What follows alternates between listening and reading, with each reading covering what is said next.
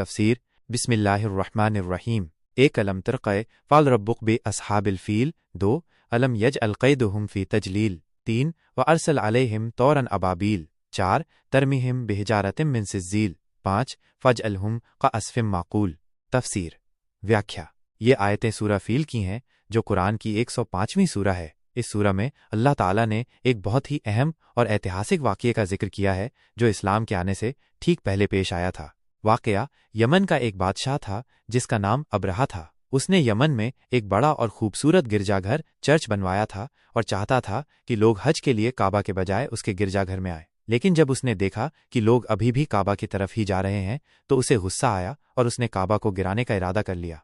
वो एक बड़ी फौज और कई हाथियों के साथ मक्का की तरफ बढ़ा। उसके साथ जो सबसे बड़ा हाथी था उसका नाम महमूद था। जब वो मक्का के करीब पहुंचा तो उसने लोगों के ऊँटों और दूसरे जानवरों को लूट लिया जिनमें पैगंबर मोहम्मद सल्लल्लाहु अलैहि वसल्लम के दादा अब्दुल मुत्तलिब के ऊँट भी थे।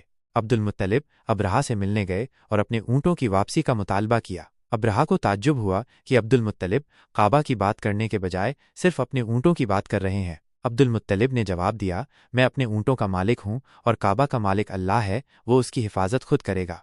जब अब्रहा और उसकी फौज काबा की तरफ बढ़ने लगे तो अल्लाह ने अपनी कुदरत का करिश्मा दिखाया।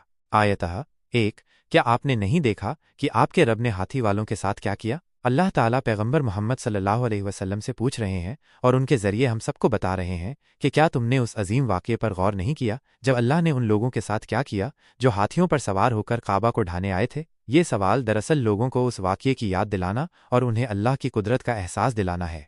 आयतः 2 क्या उसने उनके मक्र चाल को बर्बाद नहीं कर दिया? अब्रहा और उसकी फौज ने काबा को गिराने की एक बहुत बड़ी चाल चली थी। वे समझते थे कि वे अपनी ताकत और हाथियों के बल पर यह काम आसानी से कर लेंगे, लेकिन अल्लाह ने उनकी सारी चाल को नाकाम कर दिया। उनके मकसद को पूरा नहीं होने दिया गया बल्कि उसे पूरी तरह से उल्टा कर दिया गया। आयतः 3 और उसने उन पर अबाबिल परिंदों के झुंड भेजे। अल्लाह ताला ने अपनी फौज के तौर पर छोटे छोटे परिंदे भेजे जिन्हें अबाबिल कहा जाता है। ये परिंदे झुंड के झुंड में आए और आसमान पर छा गए। आयतः 4 जो उन्हें पकी हुई मिट्टी के पत्थर मार रहे थे। ये अबाबिल परिंदे अपनी चोंच में और दोनों पंजों में छोटे छोटे पत्थर उठाए हुए थे। ये पत्थर आग से पकी हुई सख्त मिट्टी के बने थे जैसे कि जहन्नम की आग से निकली हुई मिट्टी हो। इन पत्थरों को जब वे परिंदे फेंकते थे तो वे सीधे फौजियों और हाथियों पर लगते थे और उन्हें चीर देते थे।